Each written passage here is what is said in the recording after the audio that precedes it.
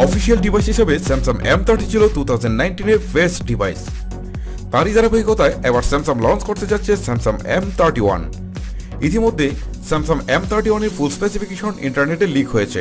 পূর্বের Samsung M30 এর তুলনায় অনেক বেশি শক্তিশালী ব্যাটারি, প্রসেসর এবং ক্যামেরা নিয়ে লঞ্চ করতে যাচ্ছে স্যামসাং M31। আজকের ভিডিওতে জানিয়ে দেবো কি কি চমক থাকছে স্যামসাং M31-এ। সেই সাথে জানিয়ে দেবো এই ফোনটি বাংলাদেশে কবে নাগাদ পাওয়া যাবে এবং এই বাংলাদেশে আসলে এই ফোনটির প্রাইস কত হতে পারে বিস্তারিত। ভিউয়ার্স, আপনারা দেখছেন AFR টেকনোলজি আর আপনাদের সাথে আছি আমি শামীম পারভেজ হিমেল।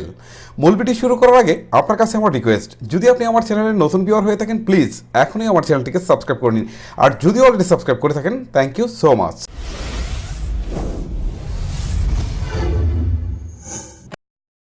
প্রথমে কথা বলি স্যামসাং M31-এর ডিজাইন এবং বিল কোয়ালিটি নিয়ে।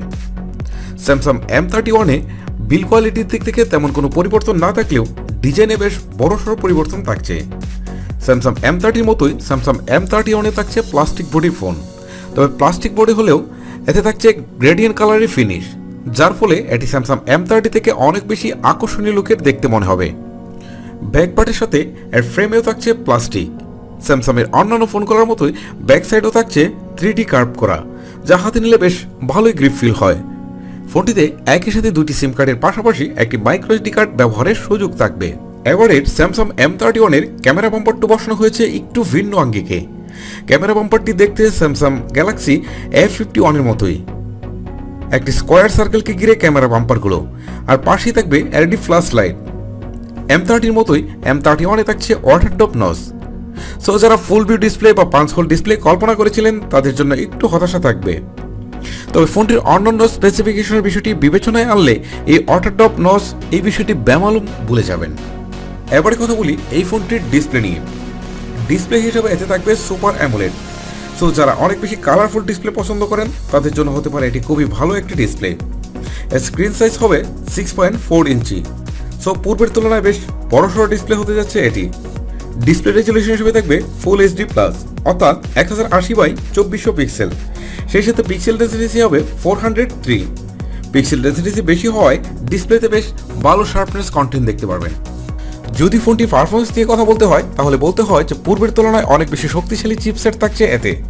চিপসেট হিসেবে এতে ব্যবহার করা হয়েছে স্যামসাংয়ের নিজস্ব চিপসেট Exynos 9611। মিড বাজেটে খুবই শক্তিশালী প্রসেসর এটি। পাবজি, অ্যাডসফল 9, কল অফ ডিউটির মতো যে কোনো হেভি গেম এতে বেশ স্মুথলি প্লে করা যাবে। ফোনটি পাওয়া যাবে 4GB র্যাম এবং 64GB রমে। 4GB 64GB ছাড়াও ফোনটি পাওয়া যাবে 128GB ভেরিয়েন্টে। এতে 256GB পর্যন্ত এক্সটার্নাল মেমোরি কার্ড ব্যবহার করা যাবে। এবারে কথা বলি এই ফোনটি আরও একটি মোস্ট হাইলাইটেড ফিচার এর ক্যামেরা নিয়ে। এর রিয়ারে থাকবে ট্রিপল ক্যামেরার সেট আপ। প্রথমটি হবে 64 মেগাপিক্সেলের প্রাইমারি ক্যামেরা, যার অ্যাপারচার হবে 1.8। সেকেন্ডারিতে থাকবে 12 মেগাপিক্সেলের আরও একটি আলট্রা ওয়াইড ক্যামেরা, যার অ্যাপারচার হবে 2.2। থার্ডে থাকবে 5 মেগাপিক্সেলের আরও একটি টেলিফোটো লেন্স, যার অ্যাপারচার হবে 2.2। ফোনটির ফ্রন্টে থাকবে 32 মেগাপিক্সেলের একটি ক্যামেরা, যার অ্যাপারচার হবে 2.0। স্যামসাং গ্যালাক্সি M31-এ অপারেটিং সিস্টেম হিসাবে থাকবে One UI 2.0, যার টপে থাকবে অ্যান্ড্রয়েড 10-এর সাপোর্ট। এবারে ফোনটির ফিঙ্গারপ্রিন্ট থাকছে আন্ডার ডিসপ্লে। অন্যান্য সকল ফিচারের সাথে থাকছে loud speaker, 3.5mm Jack, Bluetooth 5.0, GPS, FM radio, USB 2.0, সেই সাথে OTG কেবলের সাপোর্ট। এবারে কথা বলি এই ফোনটির আরও একটা most of the important part এর ব্যাটারি নিয়ে। ফোনটিতে থাকছে 6000 mAh এর একটি উইক ব্যাটারি, সেই সাথে থাকবে 20 ওয়াটের একটি ফাস্ট চার্জার। ভিউয়ার্স, এই হচ্ছে স্যামসাং M31-এর ফুল স্পেসিফিকেশন। এই ফোনটি বাংলাদেশে লঞ্চ হতে পারে ফেব্রুয়ারির শেষের দিকে অথবা মার্চের প্রথম সপ্তাহে। এই ফোনটি বাংলাদেশে আসলে এর বেস ভেরিয়েন্ট অর্থাৎ 4GB 64GBর প্রাইস হতে পারে 21 থেকে 22,000 টাকার মধ্যে। এটা হবে অফিসিয়াল প্রাইস, আর বাংলাদেশে স্যামসাংয়ের ফোনগুলো সাধারণত আনঅফিসিয়ালি পাওয়া যায় না। সো ভিউয়ার্স, ভিডিওটি আপনাদের কেমন লাগলো তা অবশ্যই আমাকে নিচে কমেন্ট বক্সে লিখে পাঠাবেন। ভিডিওটি ভালো লেগে থাকলে অবশ্যই একটু লাইক দিবেন, সেই সাথে ফেসবুকে শেয়ার করে দিবেন। আপনাদের সাথে দেখা হচ্ছে পরবর্তী কোনো টিউটোরিয়াল অথবা রিভিউ। তখন পর্যন্ত ভালো থাকবেন, সুস্থ থাকবেন।